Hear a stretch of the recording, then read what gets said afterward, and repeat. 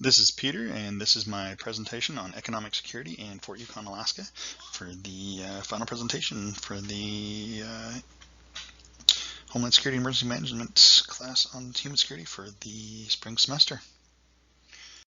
I chose Fort Yukon.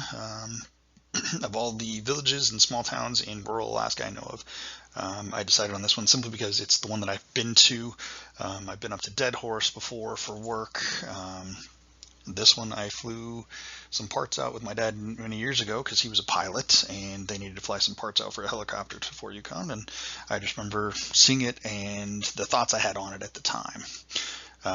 Population estimate as of 2018 was 543 people. The town itself was established in 1847, actually as kind of a trading outpost for the fur trades and for whaling, and it became important during those times, and especially during the gold rush, as a trade route along the Yukon River.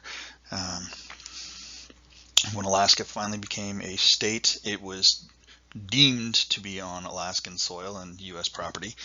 And then in the 50s, there was Air Force base presence there. Unfortunately, a lot of this stuff has gone away, and the town itself is a little bit more run down now with some economic security concerns. And what are those concerns, and what can we do to help alleviate those? First, what are the risks for economic security in Fort Yukon? There's a high level of unemployment and poverty rates, with the poverty rate being 27.6%. That compared to the 11.9% in Fairbanks, Alaska. There's a higher cost of living almost across the board. The one area which was surprising was the cost of housing. The median property value there being $92,500, whereas the average housing cost in Fairbanks is between $200,000 and $250,000. Healthcare costs and availability are also a concern. With the lack of healthcare here, there's very few providers, with providers sometimes seeing several thousand patients a year, or not patients, but encounters a year, versus the more spread out patient load that a provider might have in a larger setting. This might run into costs where if somebody gets injured severely, they may have to go to another city, another town, and that can incur costs. With some insurances may pay for a medevac flight from, say, Fort Yukon into Fairbanks or Anchorage or even Seattle. They may not always pay for the flight back to home for these people, sometimes leaving them with the cost of an airline ticket back if they are deemed not medically necessary to fly back. Transportation difficulty, though most of the area is in walking distance of each other. In fact, the daily commute average is 6.5 minutes or thereabout, compared to 25 minutes for the rest of the United States. People are able to walk where they need to go for this, but getting to Fort Yukon is harder.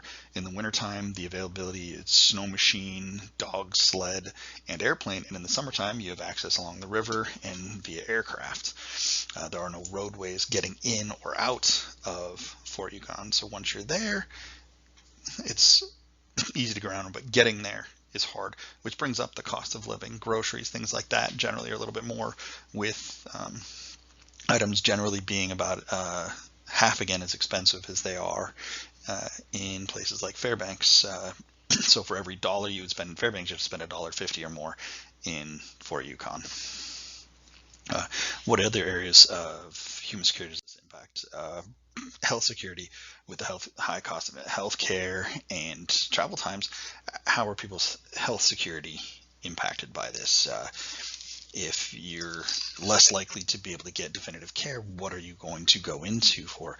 If there's only a small clinic, what can they take care of before you do have to get medevaced out or seek a higher level of care? There's unfortunately a high crime rate that can sometimes go along with poor economic security. There is a high crime rate in this area, with an estimated 6,375 incidences of crime per 100,000 people. Most of that being property crime, with 5,027 again estimated out of 100,000, and violent crime being 1,348 again estimated out of 1,000 people. And food security is impacted with limited supplies and the cost of groceries. What can you get? What is available? What can you afford at the time for these areas? And how much access to the traditional food sources and subsistence lifestyles do these people have? Thankfully, in this area, there is access to subsistence lifestyle, and they have access to the Yukon River and the fishing that it provides and the hunting that the area does provide. What are some of the possible solutions? This being a former trading post along the Yukon, it was valuable during mineral exploration, mining, and the fur trade and whaling trade. Unfortunately, when those shut down or lessened, or when other forms of transportation took over, these small little towns and villages suffered because the jobs went with them. Could we bring those jobs back?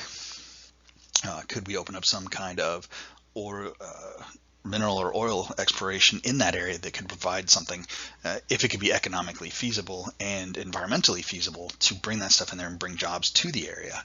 And with that, could we open up more routes of transportation to that? Could we put a road somehow in there? That being said, with the idea of bringing a road into an area, you do increase the traffic into an area, which could affect the personal security with possible spike in crime rates. But you also offer jobs with the road crews building the roads, getting in there. You could hire local help, and not only that, you can bring people into the area to try to reinvigorate the population. And if you have a road system in, especially if it's state maintained, you all of a sudden end up with road crews that make work week on, week off, and bring jobs into the area again by offering those to the local population.